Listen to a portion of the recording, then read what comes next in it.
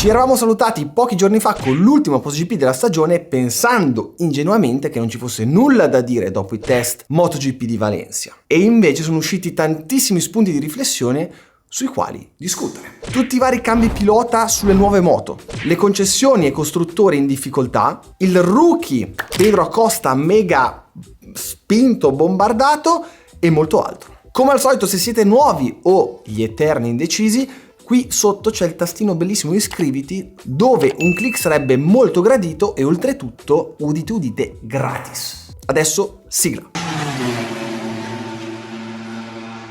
Allora, ripetiamolo tutti insieme. Come si dice spesso, i tempi dei test servono solo a chi li fa. Ognuno aveva i propri obiettivi e le condizioni erano completamente diverse rispetto alla gara. 14 gradi e tantissimo vento. Giusto per fare due esempi, Pecco doveva lavorare sulla nuova moto e certificare i nuovi componenti della GP24. Marquez invece doveva far parlare di sé, quindi gomma nuova, rigorosamente soft, tempone e molte chiacchiere ovviamente. Direi obiettivi centrati per entrambi. Partiamo da quest'ultimo, possiamo dire che è nella sua situazione migliore. Niente da provare, una GP23 alla fine del suo sviluppo con la quale deve solo pensare a dare gas. Quello che gli mancava da tanti anni. Molti hanno parlato di difficoltà di adattamento su Ducati, che avrebbe incontrato tanti problemi dopo 10 anni in Honda. Ma la verità è esattamente il contrario. Lasciate che vi spieghi. Quando sei su una moto difficile per ben 2 anni, dove devi provare una marea di cose e con la quale fai fatica ad esprimerti, e poi sali su una moto che ha vinto praticamente con tutti i suoi piloti sulla griglia, l'unica cosa che può succedere è che ti esprimi ancora meglio rispetto a chi su quella moto ormai ci è abituato. Nel mio piccolissimo è successo uguale. Sulla Moto E facevo fatica ad esprimermi per i 1000 motivi che ho raccontato. Dopo ben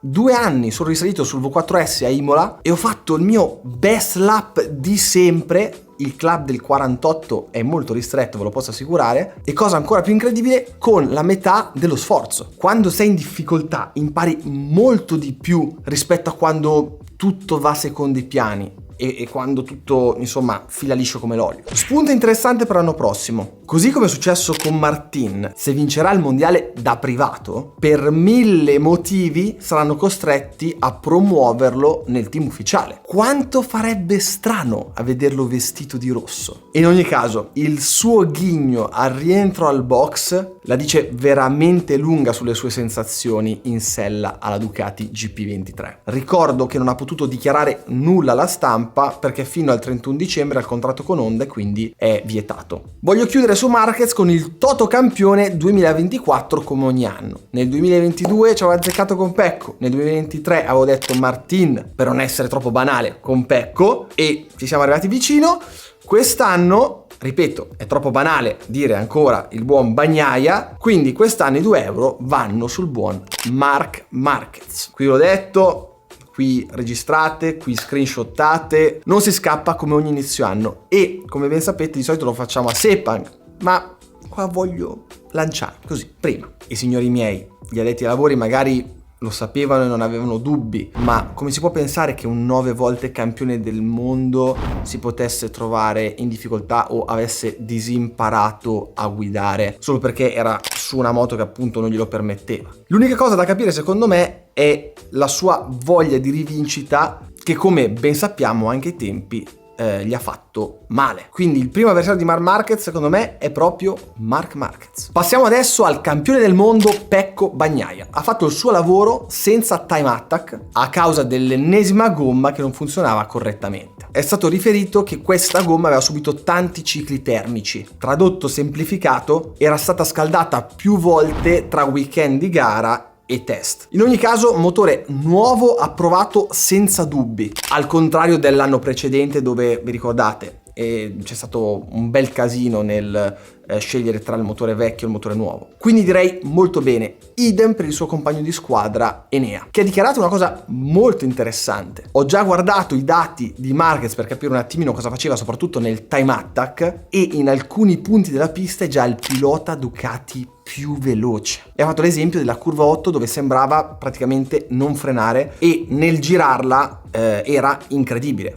Questo a detta del buon Enea Bastianini, quindi wow. La seconda novità più importante della giornata direi Pedro Acosta, uno dei rookie più attesi. Non ha per niente sfigurato, anche se sinceramente l'hype mi sembra molto simile a quello di Marquez ai tempi del suo debutto. Ma se facciamo un passo indietro, diciamo che Marquez era stato molto più dominante nelle categorie inferiori e anche nel suo primo passaggio in MotoGP. In ogni caso è un pilota che è passato in 2 anni da essere campione del mondo Moto3, Moto2 e successivamente arrivare in MotoGP. Quindi senza ombra di dubbio sarà una futura stella. L'unica mia preoccupazione è la pressione e l'hype che tutto l'ambiente gli sta mettendo addosso, soprattutto ricordandoci che guida una KTM. Qualcuno ha fatto subito anche paragoni tra Morbido e Marquez con la differenza di approccio e adattamento. Qui semplicemente rimanderei tutto a Sepang, perché lo sappiamo, Frankie ha uno stile tutto suo, completamente diverso e meno esplosivo di Marc. Fino a quando non ha tutto in ordine, semplicemente non spinge. E lo si vedeva proprio chiaramente ad occhio. Rins Yamaha lo passerei abbastanza rapidamente. Il suo pensiero secondo me è stato: alla fine forse la mia vecchia Honda non era così male. E proprio passando alla Honda devo dire che ho visto dei bei segnali di crescita. Intanto la moto che avevano portato a Misano in estate da far provare agli ufficiali è stata bella che accantonata, e hanno rilavorato da zero o quasi per portare una nuova versione a Valencia, e si è visto. Sotto il profilo piloti la scelta di Marini è stata molto intelligente per 2 motivi. Il primo è non avere nel box un profilo ingombrante come Marquez, dove ogni parola che dice viene ripresa dalla stampa. Quindi se dopo ogni turno dichiara che la moto fa cagare, non è proprio il massimo. Ne consegue che tutti hanno una pressione addosso continua e molto spesso non è proprio un valore aggiunto. Si rischia di fare una gran confusione come è stato in questi ultimi 2 anni. Il secondo motivo è avere un pilota con le caratteristiche di Luca, che forse non è veloce come Marquez, ma può indicare meglio una strada meno estrema per la moto e, cosa fondamentale per Honda, più godibile anche per gli altri piloti, dato che è anche riconosciuto da molti addetti ai lavori come un buonissimo e sensibile collaudatore. KTM Aprilia, nulla di particolare, ne riparliamo a Sepang, ma sui costruttori c'è un importante e ultimo discorso da fare. È stato approvato da tutti i vari mega capoccioni il nuovo regolamento degli aiuti concessioni per le case in difficoltà. Io l'ho letto e non vi nego che è di difficile comprensione man mano che si entra nei dettagli, ma cercherò di riassumervelo in una maniera semplice e capibile da tutti. Le fabbriche saranno classificate in 4 gruppi: A, B, C